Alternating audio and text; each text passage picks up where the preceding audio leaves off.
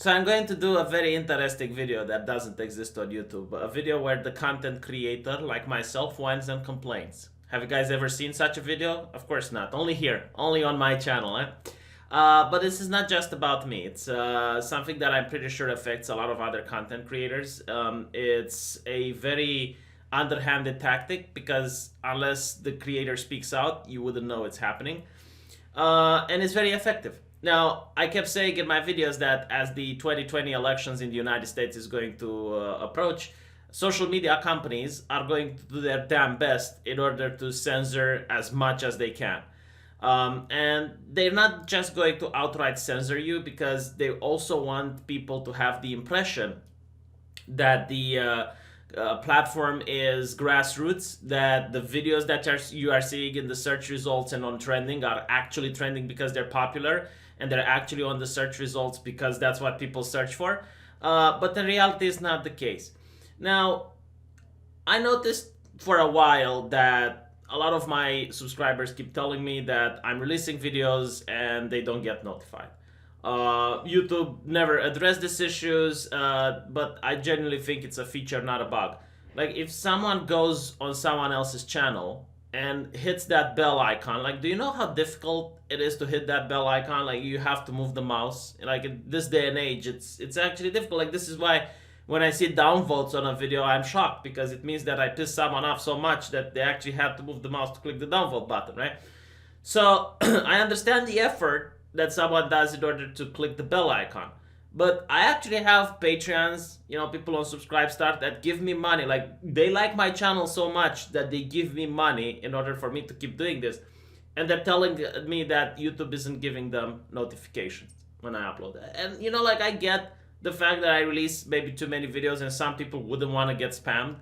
But like at least one a day, like a notification a day would be common sense, would be nice, which is why I'm trying to release my videos every time at the same hour every day so that people get used to some sort of schedule.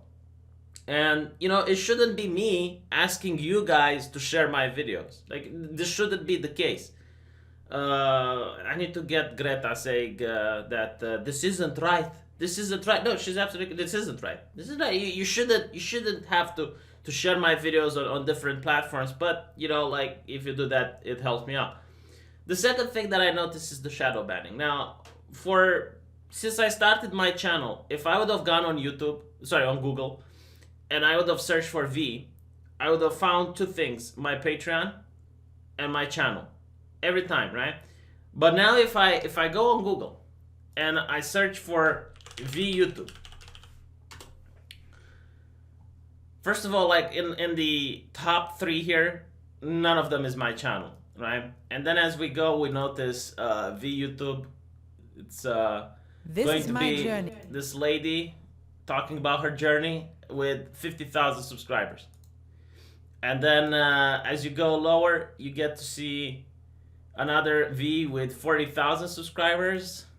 Going even lower, you get to see another V with 6,000 subscribers. Like initially I thought that maybe it's the name that is too common, but it's highly unlikely that these are the first search results when I got 117,000 subscribers. Like to me, it doesn't make any sense. And you go down, you see Jessie V. I think this lady has 1.3 million subscribers, and she should have been placed on the top. Then you get like V Vlogs, and like it's literally, like on Google, on the front page, you will not find my channel. And it's not only that, like even if you are to look for specific videos like V political correctness, like something that, like even if you are to type one of the titles of my videos, you would still not get to see any of my videos popping up here. Now, if you go on DuckDuckGo, for example, you will find exactly what I used to find 4 months ago. Like if you go V YouTube, you get to find Jessie V, which has 1.3 million subscribers. You get to find some other gentleman, but you also get to find my channel. See? Yeah, I know it's been ages. So like again, this affects me. I'm still making a living out of this, so it's not such a big hit, even though I would prefer it wouldn't be the case. But I'm curious how many other people on YouTube, how many other creators are affected the same way. And it's not just on Google, right? Like if you actually go on the main website and you search for things, right? You're not going to find my videos. I mean, oh, look, here it is, right? But you gotta scroll down through all of these, Face of the Nation, Fox, TEDx talks, and like the thing is, like this TEDx talk, it's got 211 views. 211 people have watched this. Meanwhile, you have this one, 744 views, right? Like these are placed at the top, and as you go down, my video has 13,000, and then you get like Jordan Peterson with 1 million views. Like Jordan Peterson with 1 million views is all the way down there. So like, and by the way, like there's no way to tinker the search engine so that you can find the most viewed or something like that. No, like you're going to find what YouTube wants you to find, and it's usually like the authoritative sources first. The verified alphabet soup networks like Fox Business, CNN, MSNBC, Studio C, that type of thing. And only after do you get to find like the in-house content creators. Like again, like it's not just me. Like I don't notice any person here that is like house grown in YouTube. Like I generally do not see until you scroll all the way down, and even then, you're not going to find many people that are just YouTube commentators. I think this is no, wait, no, that's not even the person that I'm thinking about. But anyway, right? So this is a major change, and I think it's happening before the elections. Like they're trying to bury the information that independent people are putting in favor of the traditional, mainstream media information that gets to be placed on the top page.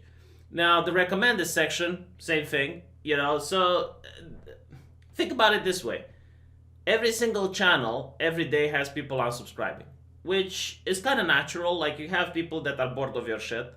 Honestly, I don't know how you aren't bored of my shit up till now, but you have people that start disagreeing with you, which is fine. You have people that stop using YouTube. You have people that probably die over because of old age. So every single day, a channel loses of my size loses around 500 people, and you then also gain new people, and you hope to gain more than you lose. So like if you lose 500, then you gain 600, then you gain 100 people at the end of the day. And this is something that you could notice on Social Blade, but now they changed Social Blade, so you can't even notice that, right? Like if you go on Social Blade, as you can see, this was the last one, and it's not accurate because it's when YouTube decided to shut down the system. You don't get to see anymore how many new subscribers any channel makes. Like all of this information is now hidden. So you're not going to see your content creators how they're doing anymore. And I'm telling you, everyone is going to be doing extremely poorly, very poorly. Like this election period, unless you're talking about 10 new awesome ways to catch Pokemon, unless you're going to be talking about 5 best things that you're going to notice in Naruto, that type of videos that are completely vacuous, devoid of any information. Anything that is of any type of worthy information is going to be taken over by the alphabet soup networks and the authoritative sources. And even I noticed that even movie reviewers are affected by this, and game reviewers, and any type of people that deal with reviews. Again, like they're pushing the mainstream game journalist outlets, the mainstream comic book outlets. It's not just political commentary. Okay, it's also people that are involved with the marketing of products to make sure that the shields are placed on top. That people who only have good things to say about Blizzard and EA are going to be placed on top. People who have to make reviews, they're going to be suppressed. So going back to the balance, right? Like how many people you gain versus how many people you lose. Well, think about it this way: the way you gain people is, number one, through the recommended section, which now is like 10% of what it used to be. The second way you gain people is if you make a really good video that goes viral, people are going to search for, like political correctness, and they're going to find your video on top. So, that's how they find out about your channel. Well, that doesn't happen anymore. Like, all of your videos are being suppressed in the algorithm. Another way is through people recommending it. Like, that doesn't happen. Like, YouTube doesn't even give out notifications anymore. Like, some guy might find a video he likes of you, subscribes, but if he doesn't get notified the next day about your channel, he might forget that your channel even exists. So, like literally every single way that people used to benefit from making subscribers is now gone. And again, like, so far I'm doing great because I'm a big channel. I genuinely don't know what happens to little channels. Like, if people have like 20,000, 30,000 subscribers, I don't know how they're going to be able to make a living in this type of environment. But at the same time, like, I'm doing fine now, but I don't know how I'll be doing in 6 or 7 months from now. So I guess we'll see.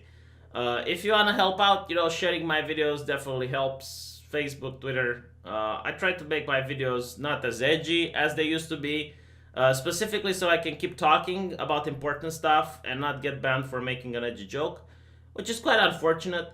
But I think eventually these things will change. I think that once the American election passes and we get, a presidential candidate winner there, the censorship might let down, because this is definitely not good for the platform. Like, they think that if they push cable media, they're going to do great, but they keep forgetting, like, people stop watching cable media not because, they can't afford to buy a television or they don't like television anymore. It's because they don't like cable media. So you're using a dying industry to take over your platform, thinking that the dying industry will somehow be revitalized by your platform. It's not going to work. But, like, let me know what you think. I try not to whine a lot on my channel. I know a lot of people don't care about my incestuous whining with the pitchy voice. So, I try to keep it to a minimum. But I think this was an important news to make. So let me know what you think, and I'll see you guys in the next video.